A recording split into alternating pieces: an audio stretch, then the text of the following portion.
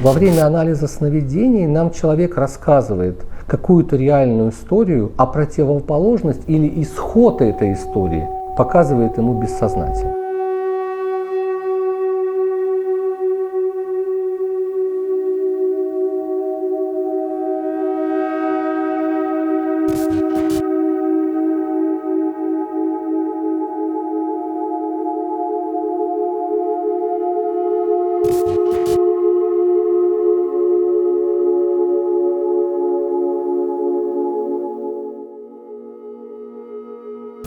У меня был клиент, мужчина, который имел тему отношений с собственным отцом. Его отец был спортсменом. И одно из самых ярких воспоминаний детства – это то, что у клиента была невероятная тяга к отцу, к его силе, к его спортивной фигуре. Но отец никогда не обращал внимания на него. Одной из картин, которые часто вспоминает клиент, это раннее летнее утро, встает солнце. Он слышит, как папа собирается на тренировку. У клиента есть надежда, что папа хотя бы в этот раз возьмет его с собой.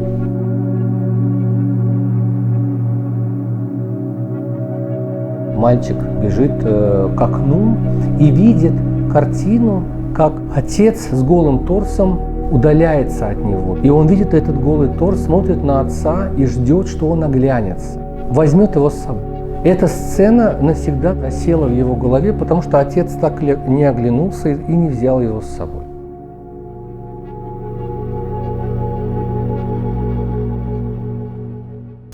Когда клиент пришел ко мне, то папа никуда не делся, но папа делся как личность, как отцовская фигура. Клиент с пренебрежением и снисхождением относился к нему. Он называл его папуля, считал абсолютно бесполезным, потому что он часто просил у моего клиента деньги. Было видно, что вот это вот обесценивание отца, это была защитная реакция. Как будто бы это был просто пожилой мальчишка или пожилой знакомый, просто пожилой родственник. Когда мы стали работать над чувствами, которые обуревали этого мальчика, этого мужчину в детстве по отношению к отцу, он увидел сон.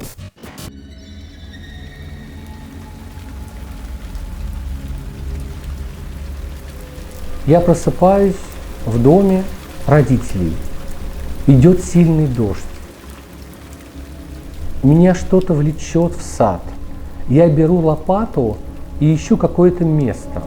Вдруг я вижу, что сильный ливень начинает размывать землю.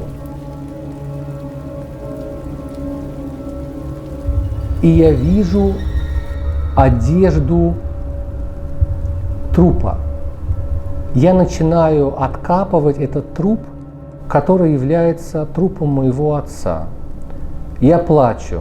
Я вспоминаю, что я сам его убил и похоронил в саду.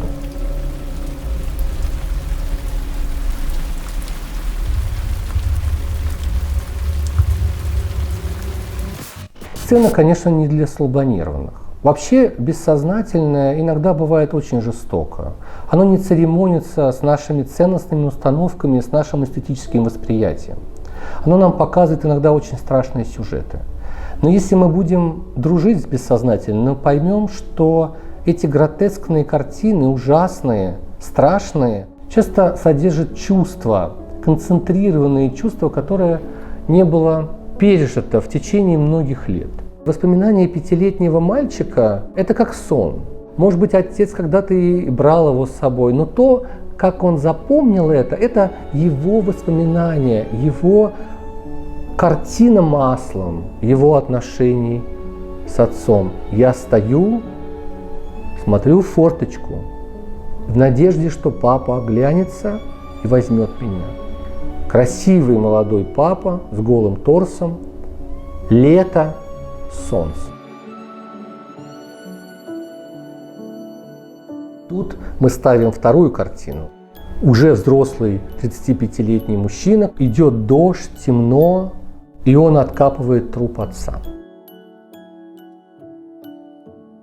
Эти противоположности соединились в психике клиента для того, чтобы он осознал, каким образом, когда он убил своего отца эмоционально, ставит перед ним задачу, что с этим дальше делать, ведь отец пытается восстановить с ним отношения, что отец спустя много лет развернулся к нему в надежде на примирение и на восстановление того, что было утеряно очень давно.